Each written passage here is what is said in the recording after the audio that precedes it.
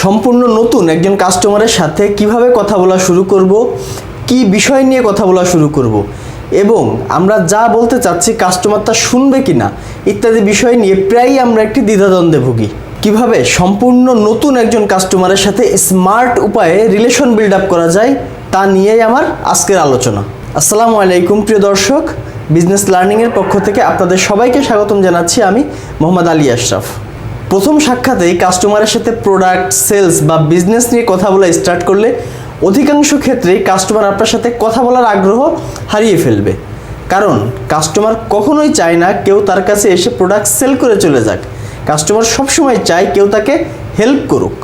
এখন মাত্র দুটি পয়েন্টে আলোচনা করব কিভাবে এবং কোন বিষয় নিয়ে কাস্টমারের সাথে কথা বলা স্টার্ট করবে। Number 1, find out a common ground. আপনাকে আপনার এবং কাস্টমারের মাঝখানে একটি কমন গ্রাউন্ড খুঁজে বের করতে হবে, যে বিষয় নিয়ে আপনারা কথা বলা স্টার্ট করতে পারেন। যেমন একটা এক্সাম্পল দেই, এখন রাশিয়া এবং ইউক্রেনের যুদ্ধ পরিস্থিতিতে ধরুন আপনি রাশিয়াকে সাপোর্ট করছেন, আপনার কাস্টমারও রাশিয়াকে সাপোর্ট করে, তাহলে রাশিয়াকে সাপোর্ট করা দুজনের ভিতরে একটা কমন গ্রাউন্ড। আপনি ইচ্ছা করলে এই যুদ্ধাবস্থা নিয়েই কিন্তু কথা বলা স্টার্ট করতে পারেন। এছাড়াও হতে পারে আপনি ক্রিকেট খেলা পছন্দ করেন, আপনার কাস্টমারও ক্রিকেট খেলা পছন্দ করে, তাহলে ক্রিকেট খেলা আপনাদের মাঝখানে একটি কমন গ্রাউন্ড। আপনারা ইচ্ছা করলে এটি নিয়েও কথা বলা শুরু করতে পারেন। অথবা আপনার বাড়ি নোয়াখালী, কাস্টমারের বাড়িও নোয়াখালী, দেখুন এখানে নোয়াখালী কিন্তু একটা কমন গ্রাউন্ড। আপনারা ইচ্ছা করলে নোয়াখালীর কোনো স্থানীয় বিষয় নিয়েও কিন্তু কথা বলা শুরু করতে পারেন। এখন একটা রিয়েল লাইফ এক্সাম্পল দিব। আমি বিগত 5 বছর ধরে প্রোডাক্ট ম্যানেজমেন্ট এবং সেলস মার্কেটিংয়ে কাজ করি। এর বাইরেও আমি একজন উদ্যোক্তা, স্কিল ডেভেলপমেন্ট নিয়ে রেগুলার কাজ করি। তো আমাকে ডিরেক্ট এবং ইনডিরেক্ট অনেক কাস্টমারের সাথে ডিল করতে হয় এবং প্রতিনিয়ত মার্কেট ভিজিট করতে হয়। তো আজকে একটি অভিজ্ঞতা আপনাদের সাথে শেয়ার করব। কিছুদিন আগে আমি একটি মার্কেট ভিজিটে গিয়েছিলাম। তো ওই মার্কেটে যে সেলসম্যান কাজ করে উনি বাংলাদেশের একটি কোম্পানির টপ সেলস অ্যাচিভার। তো আমি ওনার সাথে 3 জন কাস্টমার ভিজিট করেছিলাম।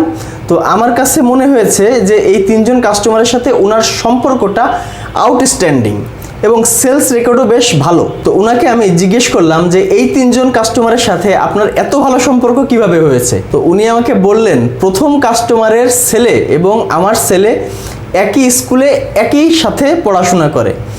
তো রেগুলার ওদের পড়াশোনার বিষয়, প্রাইভেট এবং টিচারদের গাইডলাইন, স্কুলের বিভিন্ন অবস্থা এসব নিয়ে প্রায়ই আমাদের দুইজনের মধ্যে কথোপকথন হয়, যার কারণে আমাদের পার্সোনাল সম্পর্কও কিন্তু অনেক ভালো। একটু খেয়াল করুন, এখানে দুইজনের ছেলেই একই স্কুলে পড়াটা হচ্ছে কমন গ্রাউন্ড। এবার দ্বিতীয় কাস্টমারের ব্যাপারে উনি বললেন যে দ্বিতীয় কাস্টমারের বাবা এবং ওনার বাবা দুইজনই ডায়াবেটিসের পেশেন্ট এবং দুইজনেরই আনকন্ট্রোল ডায়াবেটিস, এবং ডায়াবেটিস আনকন্ট্রোলড হওয়ার কারণে দুইজনই সবসময় ঔষধ, লাইফস্টাইল, টেস্ট, ইনসুলিন, ডক্টর ইত্যাদি নিয়ে সবসময় কথাবার্তা বলেন। তো এই কারণেই তাদের ভিতরে একটা ভালো সম্পর্ক তৈরি হয়েছে। দেখুন এখানে দুইজনের বাবারই আনকন্ট্রোল ডায়াবেটিস, তাদের ভিতরে একটা কমন গ্রাউন্ড। এবার আসি তৃতীয় কাস্টমারের বিষয়। তৃতীয় কাস্টমারের বিষয় উনি বললেন যে কাস্টমার এবং উনি দুইজনই বাংলাদেশের একই রাজনৈতিক দলের সমর্থক। তো একই রাজনৈতিক দলের সমর্থক হওয়ায় তাদের মাঝখানে প্রায়ই সাম্প্রতিক বিষয় নিয়ে কথা হয়। তো এখানে খেয়াল করুন, তাদের ভিতরে একটি কমন গ্রাউন্ড হচ্ছে একই রাজনৈতিক দল।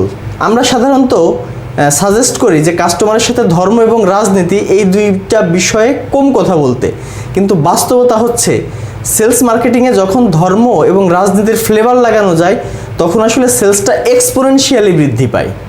আপনিও খেয়াল করুন, আপনার সাথে যে সকল কাস্টমারের সম্পর্ক ভালো, আপনার সাথে কোনো না কোনো কমন গ্রাউন্ডে তাদেরও মিল আছে। Number 2, start the conversation with common ground.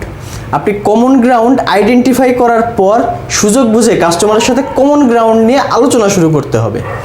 আরেকটা রিয়েল লাইফ এক্সাম্পল দিব। আজ থেকে 6 মাস আগে আমি ঢাকা থেকে দিনাজপুর যাচ্ছিলাম ট্রেনে। তো ট্রেনে আমি জানালার পাশের সিটে বসেছিলাম। তো আমার পাশের একজন ভদ্রলোকের সাথে তখন পরিচয় হলো।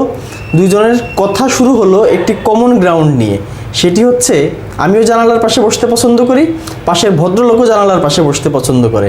অর্থাৎ দুইজনের মাঝখানে কথাই শুরু হলো জানালার পাশে বসা নিয়ে। তো কথা বলতে বলতে আমাদের মাঝখানে একটি ভালো সম্পর্ক তৈরি হয়।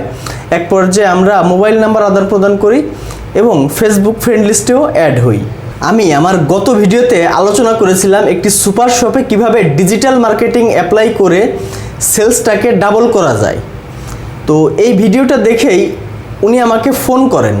কথা প্রসঙ্গে জানতে পারি উনিও একটি সুপার শপ স্টার্ট করেছেন। তারপর সেটা নিয়ে বিস্তারিত কথা হয় ওনার সাথে। তো সব কিছু ডিটেলস শোনার পর আমার কাছে মনে হলো ওনার market analysis, promotion, financial statement, break even point, sales goal, backup plan, customer loyalty program, customer retention plan, এগুলো কোনো কিছুই ক্লিয়ার কনসেপ্ট নেই।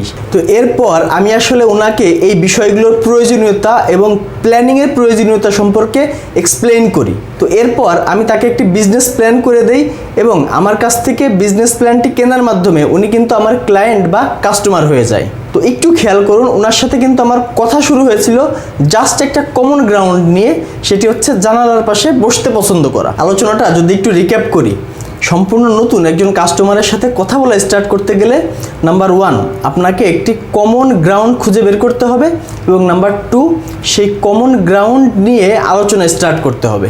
আলোচনাটি কেমন লাগলো কমেন্টে জানাবেন। আলোচনাটি আপনার কাছে হেল্পফুল মনে হলে আমাদের ইউটিউব চ্যানেলটিকে সাবস্ক্রাইব করে পাশেই থাকুন। সেলস, মার্কেটিং, বিজনেস স্ট্র্যাটেজি নিয়ে আপনার যে কোনো সমস্যা আমাদেরকে ইনবক্স করতে পারেন। আপনার সমস্যা এবং সমাধান নিয়ে আমরা একটি ভিডিও করার চেষ্টা করব। পরবর্তী ভিডিও দেখার আমন্ত্রণ রইল।